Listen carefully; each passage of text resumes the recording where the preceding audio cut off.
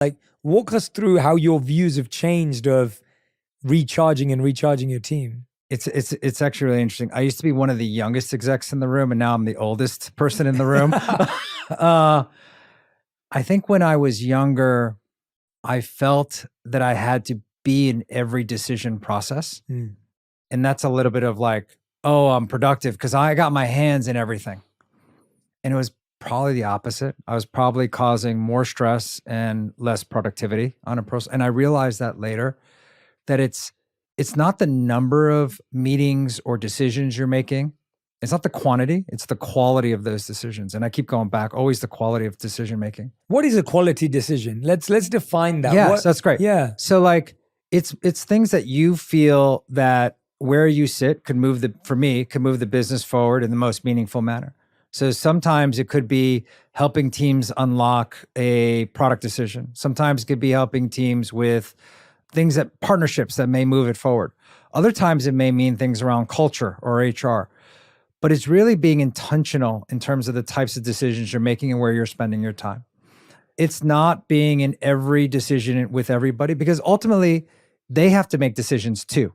One thing we've been doing now that I feel that has really brought the company closer together is we did this retreat where it wasn't just the leadership team. We brought many different people together. And I said, you guys come up with the company strategy. And they were like, and this woman, they were like, what? And I'm like, they're like, don't you have it? My younger self would have been like, here it is.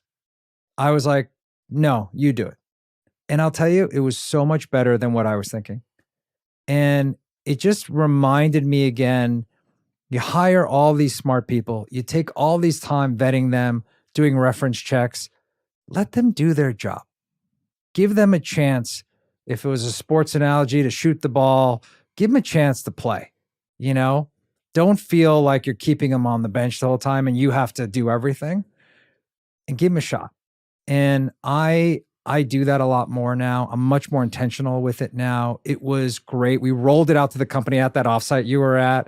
People came away and said it was the most inspiring offsite. And they were like, yeah, that was great. And I said, I didn't do it. They did it. It came from the team. And I think it felt so much more meaningful to them because it came from them.